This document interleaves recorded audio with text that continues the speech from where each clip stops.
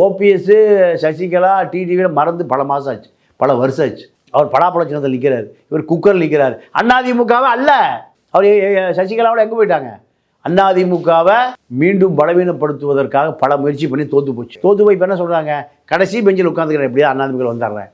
இதே நிலைமை வேலுமணிக்கும் செங்கோட்டையனுக்கு வரப்போகுது. இந்த நிலைமை நீ சொல்கிறது ஓபிஎஸ்க்கு அந்த நிலைமை சொல்கிறேன். அதே நிலைமை செங்கோட்டையனுக்கு வரப்போகுது, வேலுமணிக்கு வரப்போகுது. என்ன காரணம்னா திமுக கடுமையான எதிரியாக இருக்கான் திமுக, அதிமுக.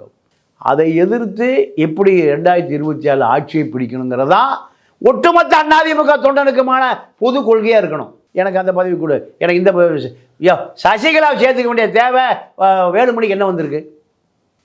இதே நிலைமை தான் முன்னாள் அமைச்சர்கள் 35 பேரும் என்ன சொல்கிறாங்கன்னா, எங்கள் தொகுதி நீ வந்துடாத, எங்கிட்ட அதிகாரத்தை கொடுத்துரு. இல்லை சார், தொண்டர்கள் யார் பக்கம்ன்ற ஒரு கேள்வி வரும். தொண்டர்கள் யார் பக்கம் இருந்தால் 66 எம்எல்ஏ ஜெயிக்க முடியும்? யார் பக்கம் இருந்தான்? எடப்பாடி. அப்புறம் 2550 பொதுக்குழு உறுப்பினர்களில் ஓபிஎஸ்ஸால் 100 பேர் கூட சேர்த்த முடியலையே.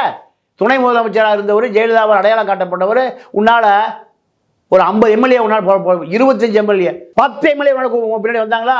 வந்தவங்க முறை இப்போ எடப்பாடி பின்னாடி வந்துட்டான். ஏன்? உன்னுடைய விசுவாசம் அதுதான்.